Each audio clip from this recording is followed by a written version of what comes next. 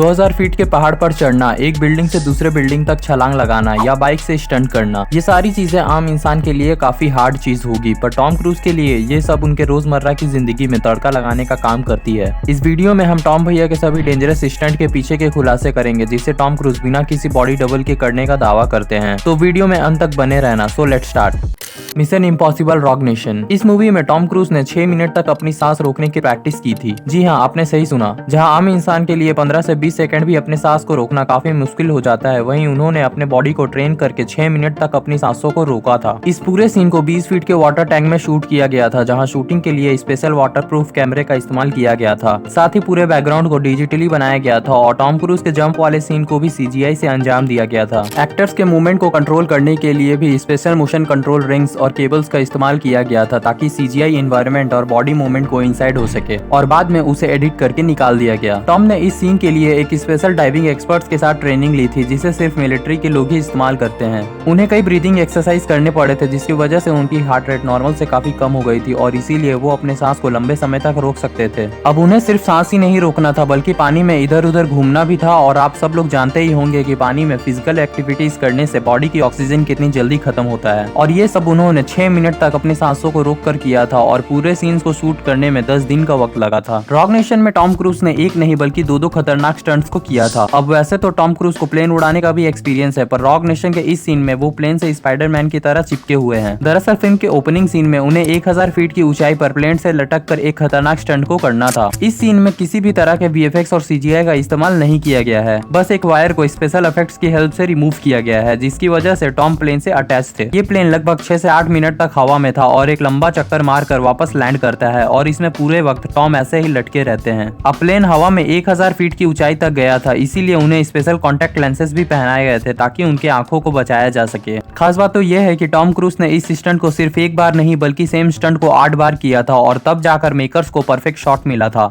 Makers को इस scene के दौरान वेदर कंडीशन का भी खास ध्यान रखना था, क्योंकि अगर ये प्लेन एक भी पंछी से टकरा जाता तो टॉम के जान को खतरा हो सकता था।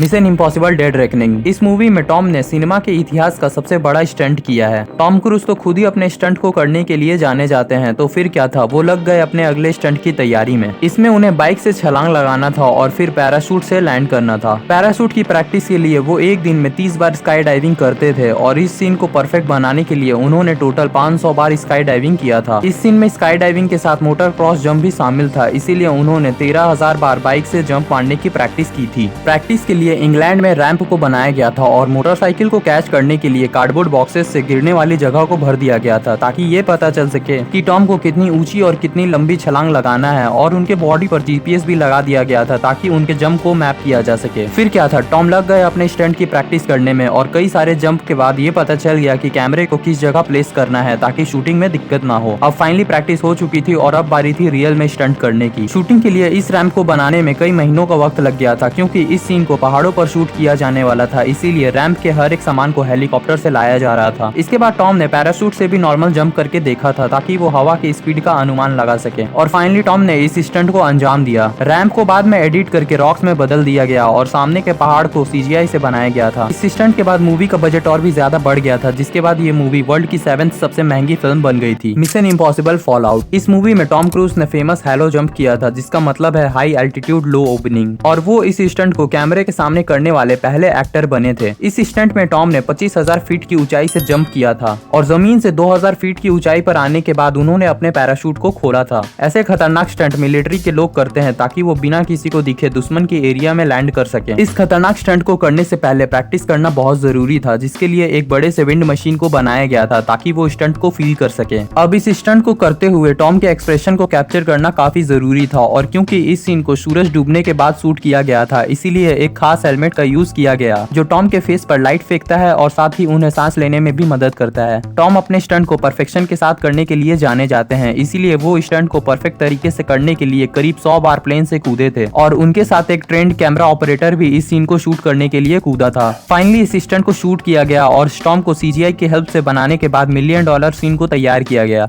Mission impossible ghost protocol. इस मूवी के एक सीन में टॉम क्रूज दुनिया के सबसे ऊंचे इमारत बुर्ज खलीफा पर चढ़ाई करते हैं। 2717 फीट ऊंचे बुर्ज खलीफा को जहां लोग दुनिया भर से देखने आते हैं, वहीं टॉम क्रूज उसे देखने नहीं बल्कि उस पर चढ़ाई करने गए थे। इस स्टंट में उन्हें 1700 फीट की ऊंचाई तक चढ़ना था, जिसके लिए उन्हें सेफ्टी के लिए हार्नेस पहनाया गया था और उनके कमर पर बंधा हार्नेस इतना ज्यादा टाइट था कि टॉम के कमर की ब्लड सर्कुलेशन तक बंद हो गई थी। इस सीन के लिए मेकर्स को बुर्ज खलीफा के 26 अलग अलग विंडोज को तोड़ना पड़ा था। हाँ, बेशक परमिशन लेकर ही तोड़ा था। इस पूरे सीन को आईमैक्स कैमरा और हेलीकॉप्टर में लगे कैमरे से शूट किया गया था और उनके पास शूटिंग के लिए काफी कम टाइम था, इसीलिए उन्हें जल्दी से शूट को पूरा करना था। टॉम को ना सिर्फ बिल्डिंग पर चढ़ना था बल्कि उन्हें 4 फ्लोर नीचे गिरना और ऑस्ट्रेलियन रैपलिंग नाम की इस टेक्निक को भी करना था। इस स्टंट के पहले काफी प्रैक्टिस की जरूरत थी और क्योंकि बुर्ज खलीफा के विंडो सूरज की रोशनी से गर्म थे, इसीलिए टॉम ने प्रैक्टिस करते वक्त ग्लास वॉल पर चढ़ाई की थी, जिसे आर्टिफिशियल लाइट की हेल्प से गर्म किया गया था और उन्होंने 1-2 घंटे नहीं बल्कि 200 घंटों तक प्रैक्टिस किया था, जिसके बाद वो बुर्ज खलीफा पर चढ़ने के लिए तैयार हो पाए थे। अब टॉम क्रूज खुद ही ऐसे खतरनाक स्टंट्स को करते हैं क्योंकि उससे उनकी मूवी की प्रमोशन अच्छे से हो जाती है। फिल्म मेकर्स भी प्रैक्टिस और ट्रेनिंग के फुटेज को दिखाकर ये बता सकते हैं कि इस पर्टिकुलर सीन को बनाने में उन्हें कितनी मेहनत करनी पड़ी थी और टॉम की तो जान पर बात आ गई थी और ये सब देखकर ऑडियंस थिएटर्स तक आसानी से पहुंच जाती है। दूसरा रीजन ये है कि टॉम क्रूज खुद ही हेलीकॉप्टर और प्लेन उड़ाने में माहिर है और स्काई डाइविंग में तो उन्होंने मास्टर की रखी है। क्लाइंबिंग और बाइक चलाना भी उन्हें अच्छे तरीके से आता है, तो वो खुद ही मल्टी टैलेंटेड मैन है। जब टॉम से पूछा गया कि वो खुद ही अपने स्टंट को क्यों करते हैं, तो उन्होंने कहा कि फिल्म में एक्टिंग करते वक्त उन्हें जो कुछ भी आता है, वो चाहे फिजिकली हो या इमोशनली, वो कैरेक्टर की डिमांड के मुताबिक उसे करने की कोशिश करते हैं। खैर, आपको इन सब में से कौन सा स्टंट सबसे ज्यादा अच्छा लगा, कमेंट में जरूर बताइए और चैनल पे नए हैं तो सब्सक्राइब जरूर से कर लीजिए। मिलते हैं अगले